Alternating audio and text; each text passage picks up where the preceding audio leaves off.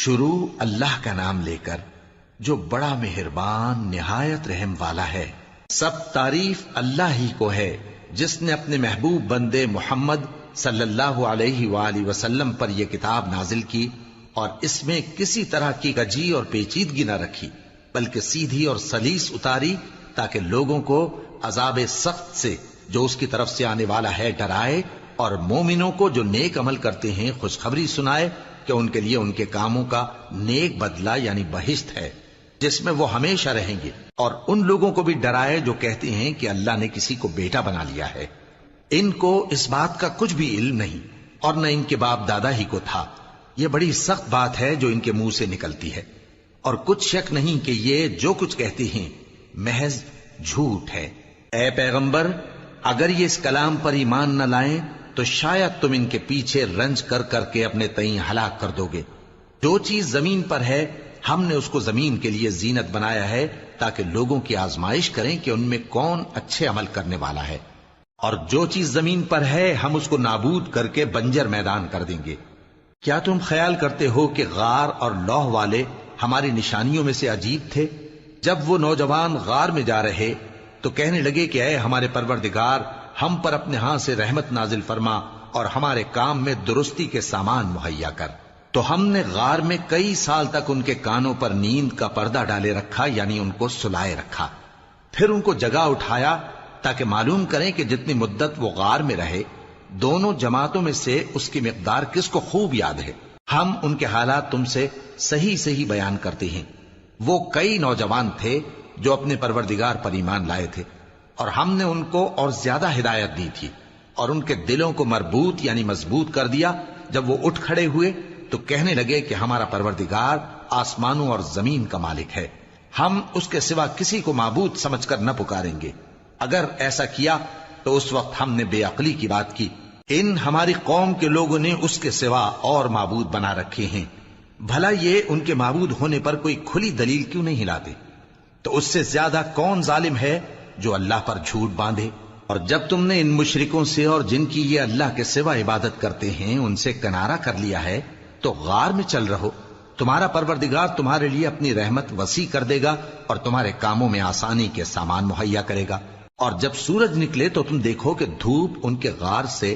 داہنی طرف سمٹ جائے، اور جب غروب ہو تو ان سے بائیں طرف کترا جائے، اور وہ اس غار کے کشادہ حصے میں تھے۔ یہ اللہ کی نشانیوں میں سے ہیں، جس کو اللہ ہدایت دے وہ ہدایت یاب ہے، اور جس کو گمراہ رہنے دے تو تم اس کے لیے کوئی دوست راہ بتانے والا نہ پاؤ گے۔ اور تم ان کے متعلق خیال کرو کہ وہ جاگ رہے ہیں حالانکہ وہ سوتے ہیں، اور ہم ان کو دائیں اور بائیں کروٹ بدلاتے تھے، اور ان کا کتا چوکھٹ پر دونوں ہاتھ پھیلائے ہوئے تھا۔ اگر تم ان کو جھانک کر دیکھتے تو پیٹ پھیر کر بھاگ جاتے اور ان سے دہشت میں آ جاتے۔ اور اسی طرح ہم نے ان کو اٹھایا تاکہ آپس میں ایک دوسرے سے دریافت کریں۔ ایک کہنے والے نے کہا کہ تم یہاں کتنی مدت رہے؟ انہوں نے کہا کہ 1 دن یا اس سے بھی کم۔ انہوں نے کہا کہ جتنی مدت تم رہے ہو تمہارا پروردگار ہی اس کو خوب جانتا ہے، تو اپنے میں سے کسی کو یہ روپیہ دے کر شہر بھیجو، وہ دیکھے کہ نفیس کھانا کون سا ہے تو اس میں سے کھانا لے آئے، اور احتیاط سے آئے جائے اور تمہارا حال کسی کو نہ بتائے۔ اگر وہ تم پر دسترس پا لیں گے تو تمہیں سنسار کر دیں گے یا پھر اپنے مذہب میں داخل کر لیں گے، اور اس وقت تم کبھی فلاح نہیں پاؤ گے۔ اور اسی طرح ہم نے لوگوں کو ان کے حال سے خبردار کر دیا تاکہ وہ جانیں کہ اللہ کا وعدہ سچا ہے، اور یہ کہ قیامت جس کا وعدہ کیا جاتا ہے اس میں کچھ شک نہیں۔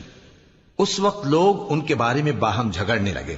اور کہنے لگے کہ ان کے غار پر عمارت بنا دو۔ ان کا پروردگار ان کے حال سے خوب واقف ہے۔ جو لوگ ان کے معاملے میں غلبہ رکھتے تھے وہ کہنے لگے کہ ہم ان کے غار پر مسجد بنائیں گے۔ بعض لوگ اٹکل پچو کہیں گے کہ وہ 3 تھے اور چوتھا ان کا کتا تھا، اور بعض کہیں گے کہ وہ 5 تھے اور چھٹا ان کا کتا تھا، اور بعض کہیں گے کہ وہ 7 تھے اور 8واں ان کا کتا تھا۔ کہہ دو کہ میرا پروردگار ہی ان کے شمار سے خوب واقف ہے، ان کو جانتے بھی ہیں تو تھوڑے ہی لوگ جانتے ہیں۔ تو تم ان کے معاملے میں بحث نہ کرنا مگر سرسری سی بحث، اور نہ ان کے بارے میں ان میں سے کسی سے کچھ دریافت ہی کرنا، اور کسی کام کی نسبت نہ کہنا کہ میں اسے کل کر دوں گا، مگر انشاءاللہ کہہ کر، یعنی اگر اللہ چاہے تو کر دوں گا۔ اور جب اللہ کا نام لینا بھول جاؤ تو یاد آنے پر لے لو، اور کہہ دو کہ امید ہے کہ میرا پروردگار مجھے اس سے بھی زیادہ ہدایت کی باتیں بتائے۔ اور اصحاب کہف اپنے غار میں 9 پر 300 سال رہے۔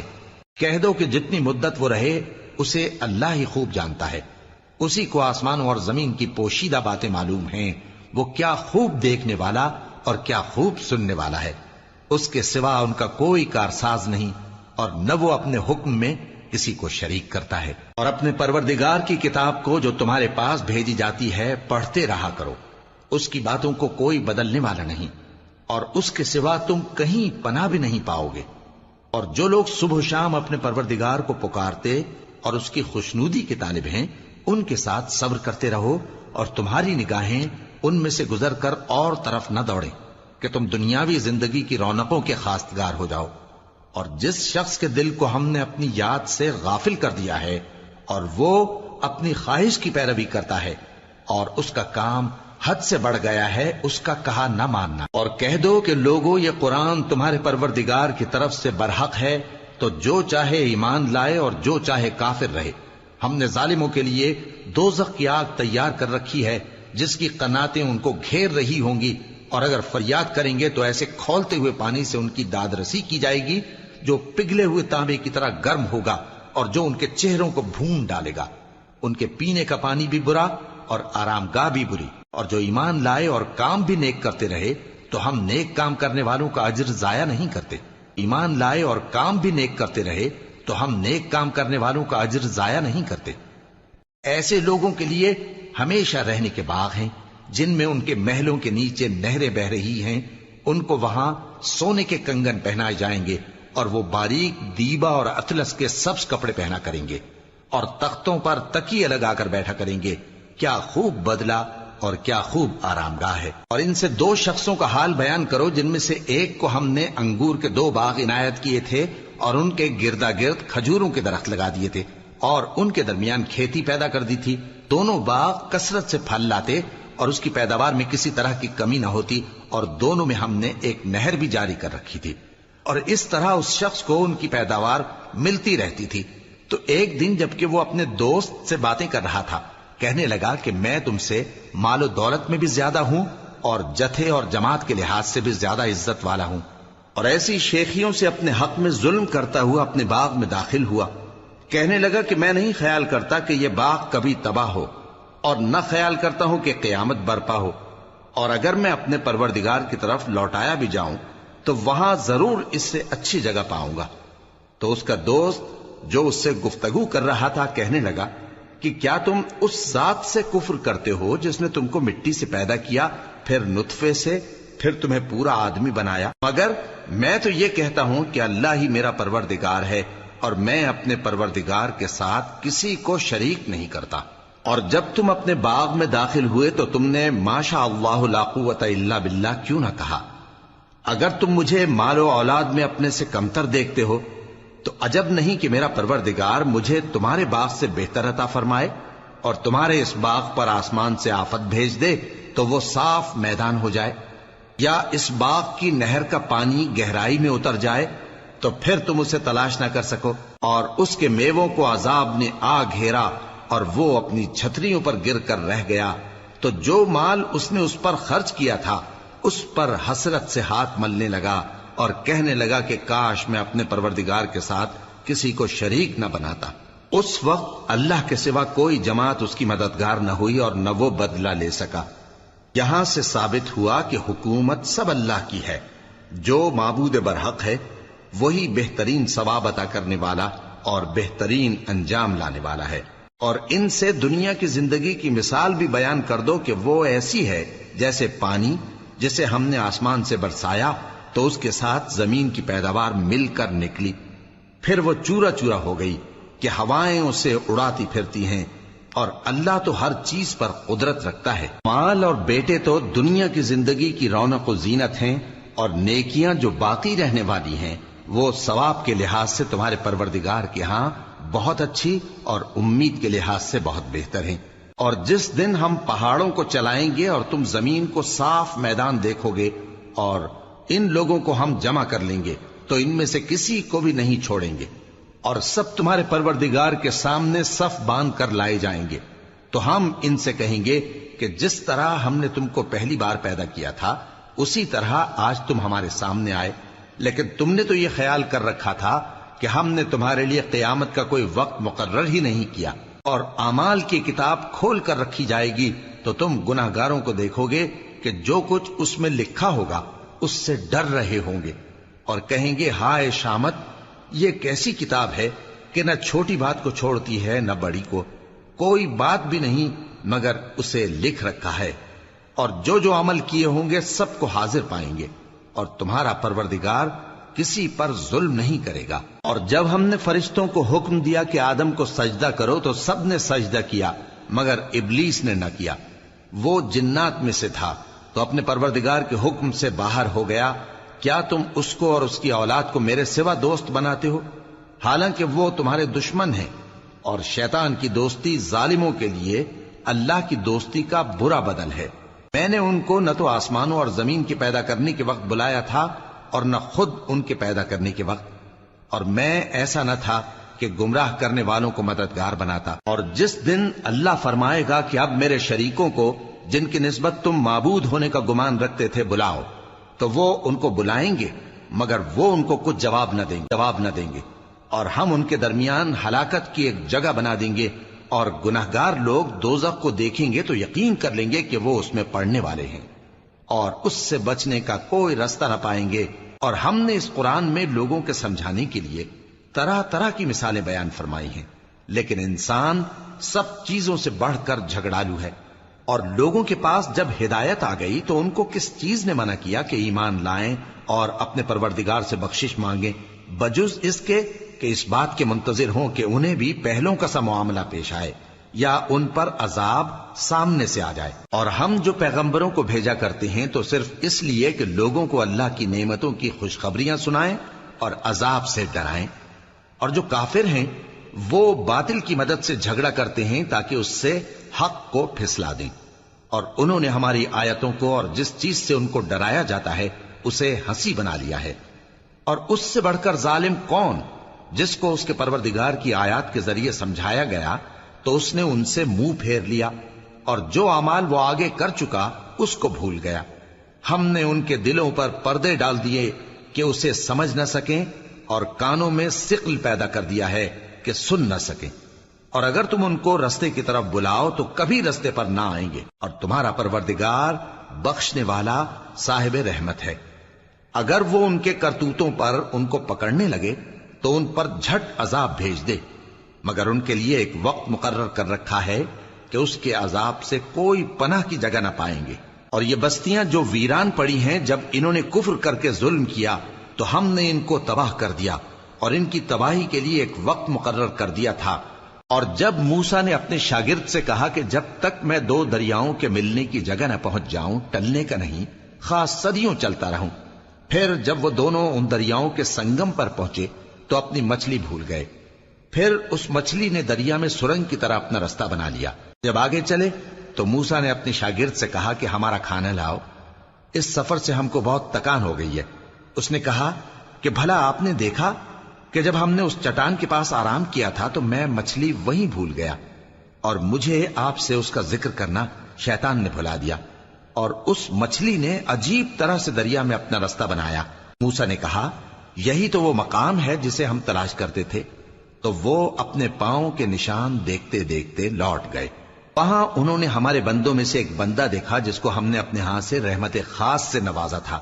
اور اپنے پاس سے ایک خاص علم بخشا تھا۔ موسیٰ نے ان سے جن کا نام خضر تھا کہا کہ جو علم اللہ کی طرف سے آپ کو سکھایا گیا ہے، اگر آپ اس میں سے مجھے کچھ بھلائی کی باتیں سکھائیں تو میں آپ کے ساتھ رہوں۔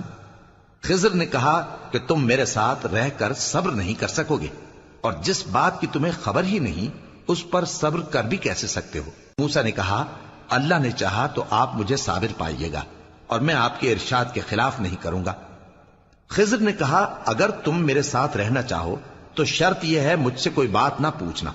جب تک میں خود اس کا ذکر تم سے نہ کروں۔ تو دونوں چل پڑے، یہاں تک کہ جب کشتی میں سوار ہوئے تو خضر نے کشتی کو پھاڑ ڈالا۔ موسیٰ نے کہا کیا آپ نے اس کو اس لیے پھاڑا ہے کہ سواروں کو غرق کر دی؟ یہ تو آپ نے بڑی عجیب بات کی۔ خضر نے کہا کیا میں نے نہیں کہا تھا کہ تم میرے ساتھ صبر نہ کر سکو گے؟ موسیٰ نے کہا کہ جو بھول مجھ سے ہوئی اس پر مواخذہ نہ کیجیے اور میرے معاملے میں مجھ پر مشکل نہ ڈالیے۔ پھر دونوں چلے، یہاں تک کہ رستے میں ایک لڑکا ملا تو خضر نے اسے مار ڈالا۔ موسیٰ نے کہا کہ آپ نے ایک بے گناہ شخص کو ناحق بغیر قصاص کے مار ڈالا، یہ تو آپ نے بری بات کی۔ خضر نے کہا کیا میں نے نہیں کہا تھا کہ تم سے میرے ساتھ صبر نہیں ہو سکے گا؟ انہوں نے کہا کہ اگر میں اس کے بعد پھر کوئی بات پوچھوں یعنی اعتراض کروں تو مجھے اپنے ساتھ نہ رکھیے گا کہ آپ میری طرف سے عذر کے قبول کرنے میں حد کو پہنچ گئے ہیں۔ پھر دونوں چلے، یہاں تک کہ گاؤں والوں کے پاس پہنچے اور ان سے کھانا طلب کیا۔ انہوں نے ان کی ضیافت کرنے سے انکار کیا۔ پھر انہوں نے وہاں ایک دیوار دیکھی جو گرا چاہتی تھی تو خضر نے اس کو سیدھا کر دیا۔ موسیٰ نے کہا کہ اگر آپ چاہتے تو ان سے اس کا معاوضہ لے لیتے تاکہ کھانے کا کام چلتا۔ خضر نے کہا کہ اب مجھ میں اور تم میں علیحدگی، مگر جن باتوں پر تم صبر نہ کر سکے میں ان کا تمہیں بھید بتائے دیتا ہوں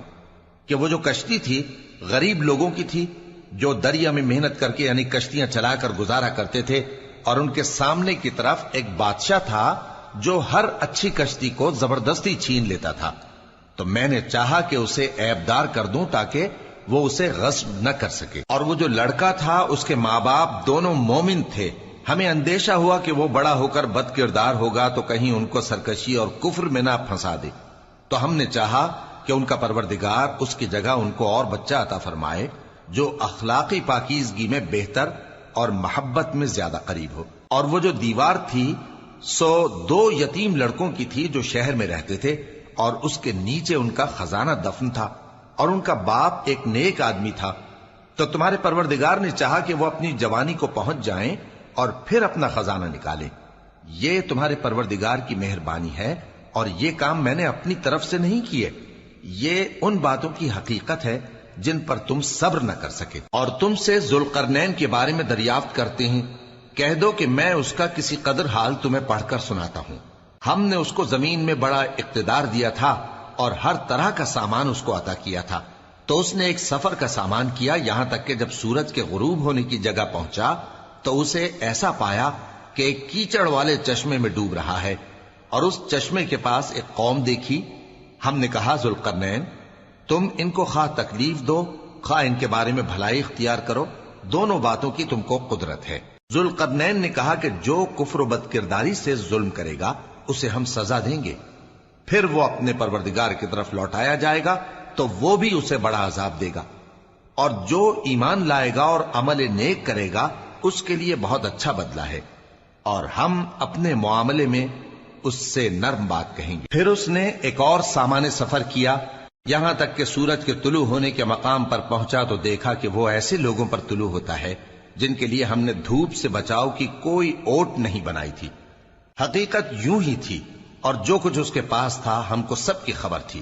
پھر اس نے ایک اور سفر کا سامان کیا، یہاں تک کہ 2 اونچے سیدھے پہاڑوں کے درمیان پہنچا تو دیکھا کہ ان کے اس طرف کچھ لوگ ہیں کہ بات کو سمجھ نہیں سکتے۔ ان لوگوں نے کہا کہ اے ذوالقرنین، یاجوج اور ماجوج اس علاقے میں فساد کرتے رہتے ہیں، بھلا ہم آپ کے لیے خرچ کا انتظام کر دیں کہ آپ ہمارے اور ان کے درمیان ایک دیوار کھینچ دیں۔ ذوالقرنین نے کہا کہ خرچ کا جو مقدور اللہ نے مجھے بخشا ہے وہ بہت اچھا ہے، تم مجھے قوت بازو سے مدد دو، میں تمہارے اور ان کے درمیان ایک مضبوط رکاوٹ بنا دوں گا۔ تم لوہے کے بڑے بڑے تختے میرے پاس لاؤ۔